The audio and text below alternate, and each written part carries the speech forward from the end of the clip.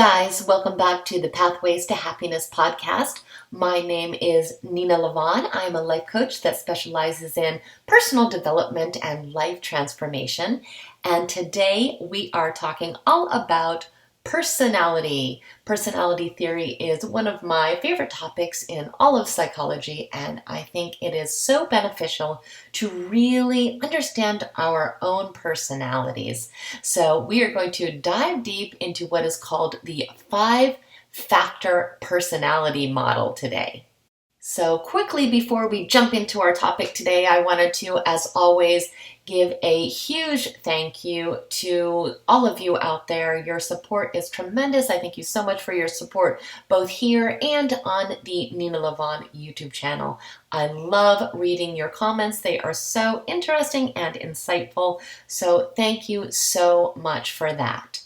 So let's dive on in. And like I said, today we're talking all about personality. Now, I think it's something that is interesting to everyone right now. I keep finding personality quizzes all over social media. And I think just deep down, we all love to know more about ourselves and understand our own psychology. I also think that a lot of us, unfortunately, don't have a great self-awareness. We often spend so much time getting to know other people, but a lot of the times we really don't know ourselves to the degree that we really need to. So hopefully today's podcast will really help you to start to get to know yourself a little bit better. And we are going to do that by discussing the 5 dimensions of personality. So most personality psychologists, or at least contemporary personality psychologists, believe that there are 5 basic dimensions of personality. And this is sometimes referred to as the big 5 personality traits. So we can look at these different traits and we can see on a spectrum of high to low kind of where we fall in each of these categories. Now, by doing this, we can really learn a lot about our own personality because there is a lot of things that are associated with each different personality trait. So the 5 traits are openness, conscientiousness, extroversion, agreeableness, and neuroticism. So what we'll be talking about and looking at today is whether we have a high or low score in each of these different dimensions. So let's talk about each one because a lot of times it's a little bit difficult to understand really what is meant unless it's truly explained. So think about each trait when I list it, and then you're going to kind of rate yourself as being high or low in each category. So the first one is openness, or sometimes it's called openness to experience. So if we have a high score in openness, we could think of being probably very creative, focused on new challenges. We're happy to think about concepts that are abstract, and we are very, very open to trying new things. People that are high in this trait usually are very adventurous and they like to have a whole lot of different interests. Now, if you score low in this trait, you probably dislike change. You resist new ideas. You don't feel that you're very imaginative or creative. You don't like concepts that are abstract or theoretical. And you probably like to stick with the routine that you have. So that is what we can look for openness of experience. So you want to think about if you are high in this category or low in this category. The next category is conscientiousness. Now this one, a lot of people kind of misunderstand what that means because a lot of times people think that conscientiousness has to do with being polite. And you can certainly be conscientious without being polite. So if we are scoring high in this category, we enjoy having a set schedule. We pay attention to details. We spend a lot of time preparing for things. We are able to finish important tasks right away, and we can be thought of as very mindful of details and highly organized. Now, if we score low in conscientiousness, we are probably a lot less organized. We probably like to procrastinate. We may fail to complete necessary tasks. We make messes and we don't take care of our things. And we oftentimes do not like structure or schedules. Now, I know a lot of times when we are hearing about these different personality traits, when we are hearing ones that we clearly feel are undesirable, we don't really oftentimes like to admit that that is the case. But it's important when we are assessing our own personality that we're really honest with ourselves. For example, in the case of conscientiousness, I would love to think of myself as a highly conscientious person. However, oftentimes I am not as organized as I need to be. I can procrastinate sometimes, and I certainly don't like schedules and structures. So it's important in a situation like this that we are honest with ourselves. So I can say, yes, I do score low in conscientiousness, but that doesn't mean it's something that we can't work around. So we just want to make sure that we are really being honest with our own selves when we are really doing these assessments. Okay, so the next one is extroversion, and I'm sure you already know what that means. But if we score high in extroversion, we like to meet new people. We enjoy being the center of attention. We like to start conversations. We find it easy to make friends. We feel energized when we're around other people. We may say things before we really think them out.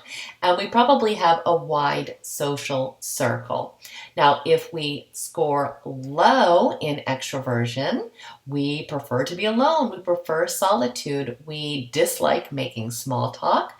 We feel exhausted when we have to do a lot of socializing. We may find it difficult to start conversations.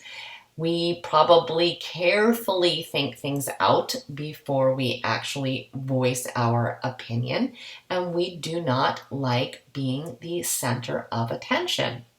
Now, one thing I have to say is that just like everything else, extroversion is on a scale, it's on a spectrum, and all these character traits are on a spectrum. So we can't just check a box and say we are high or we are low. We are somewhere, but we want to see what traits that we are, very extreme in, because those are the ones that really end up truly shaping our personality. For example, for myself, for openness to experience, I score incredibly high in that. And I also score incredibly high in extroversion, which is interesting because I do like spending time alone, but I am, by textbook, a extrovert. So we want to remember that it is a spectrum. So if you are trying to assess your personality and you're thinking, well, I'm not totally this, but I'm not totally there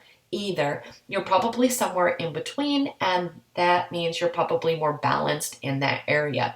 So it's more telling when we find those characteristics that we are scoring either incredibly high in or incredibly low in.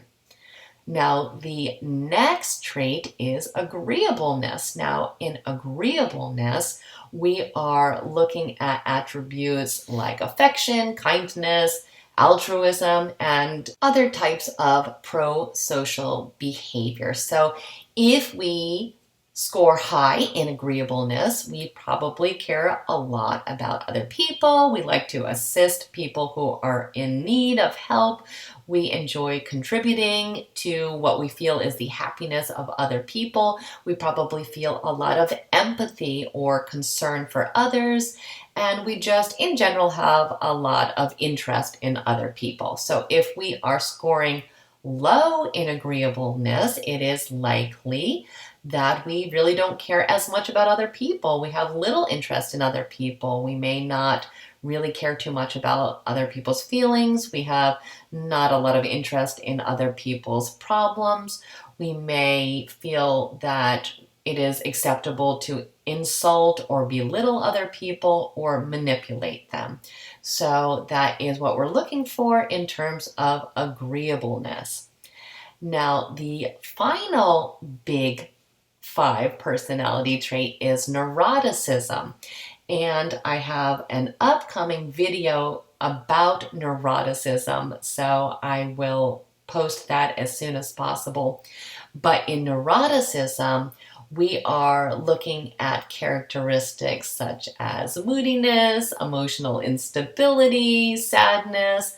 So if we are highly neurotic or score high in neuroticism, we probably get upset pretty easily. We get worried about a lot of things. We have a lot of stress or sadness or dramatic shifts in our mood.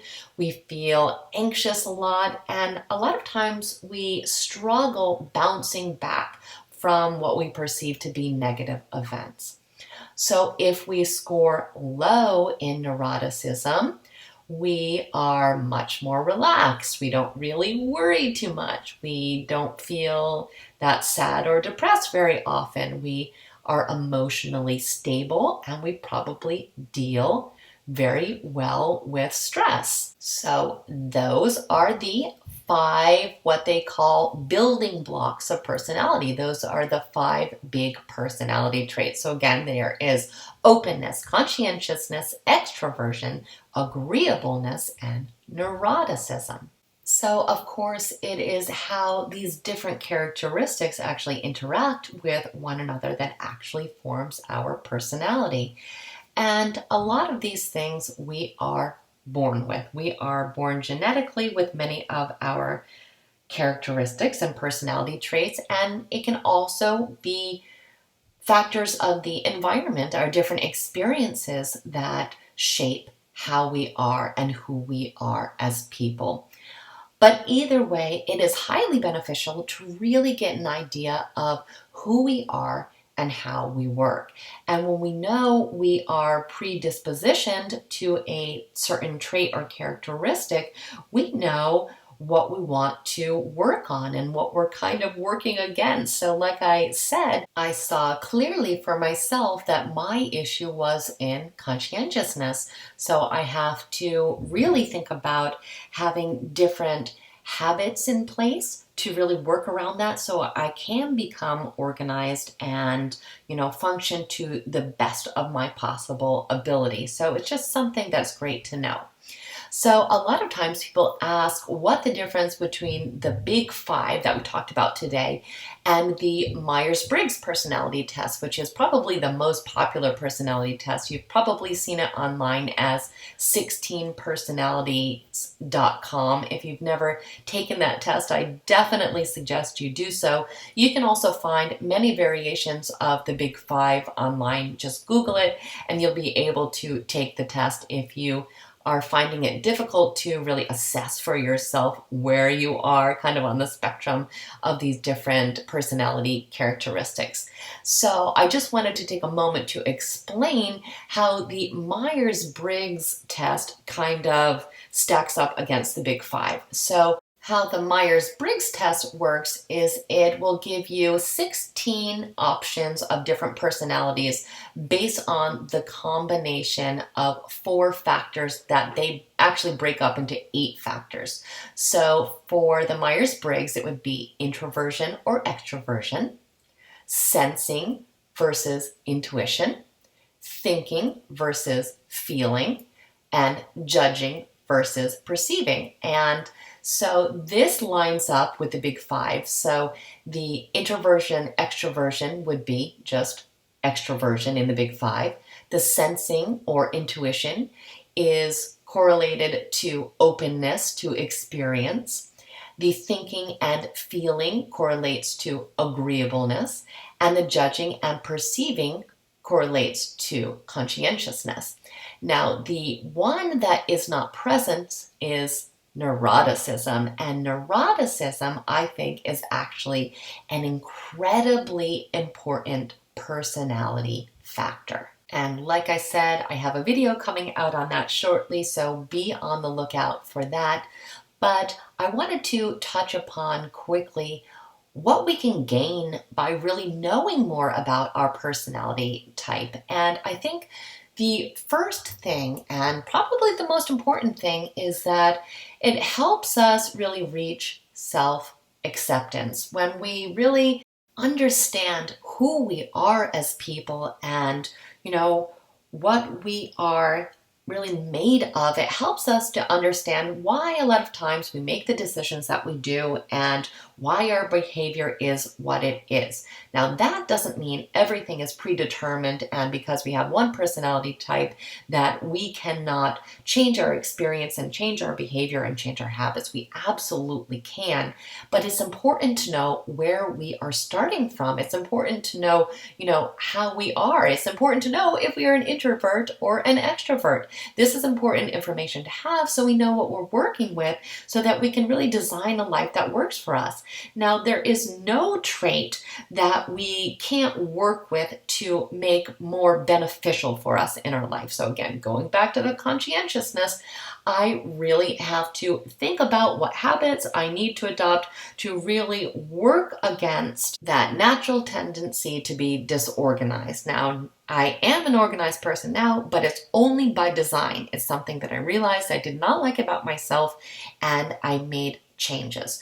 But I know now that it is my actual personality type, so it's something I have to think about, or I am likely to go back to my natural way of being, which is disorganized. Another thing that can be helped by really understanding our personality is that it helps us to understand our own relationships, because when we know our personality, it helps us to also know what our needs are and what our tendencies are.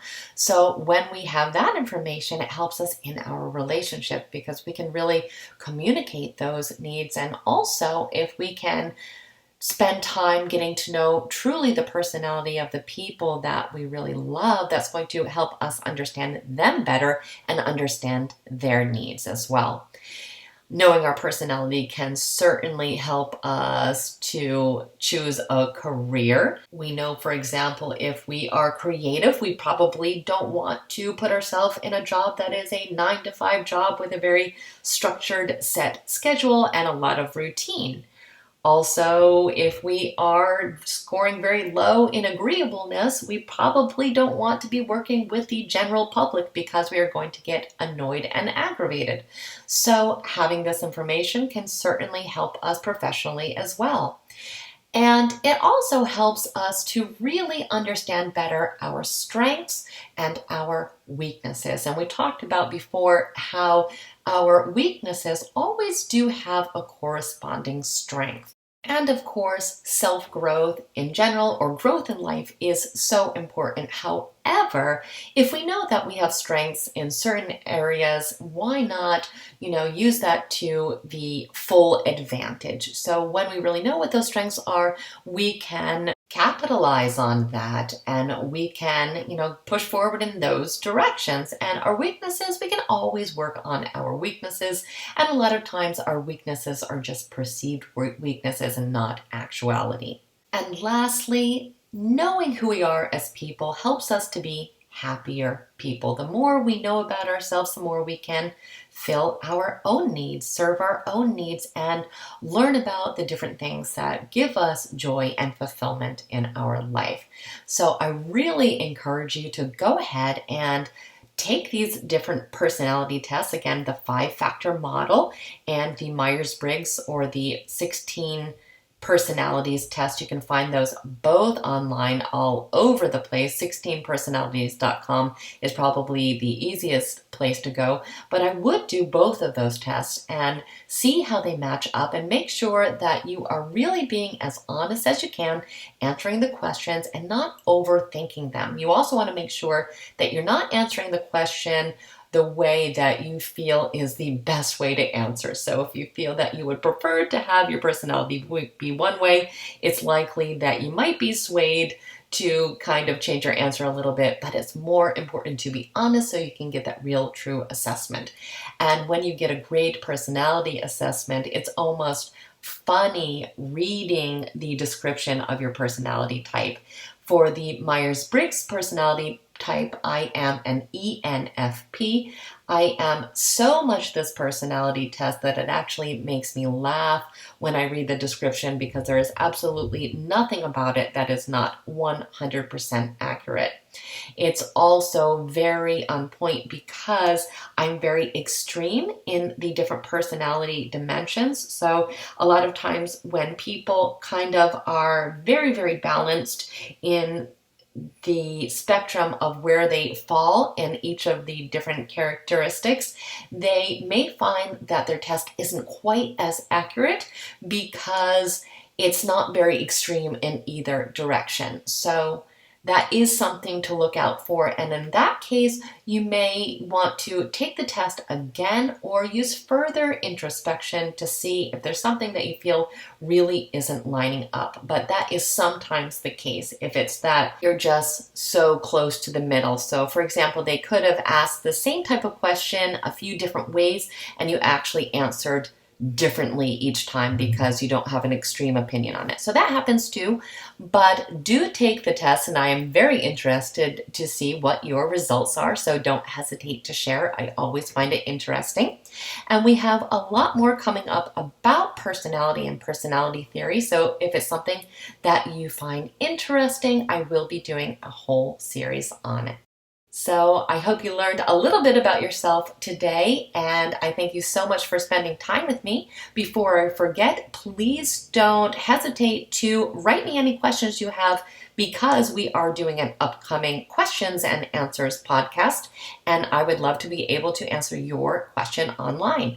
So you can email me at nena.lavonne@gmail.com. That's spelled NENA.LAVONNE. And you can also reach me on Twitter, and my Twitter handle is at Nena Lavonne. So either way works, but I would love to hear your questions. I find them to be so interesting and insightful, and hopefully I will have the chance to answer your question. So that is it for today. I had a lot of fun talking to you, and I look forward to the next time. Until then, I truly hope your day is extraordinary.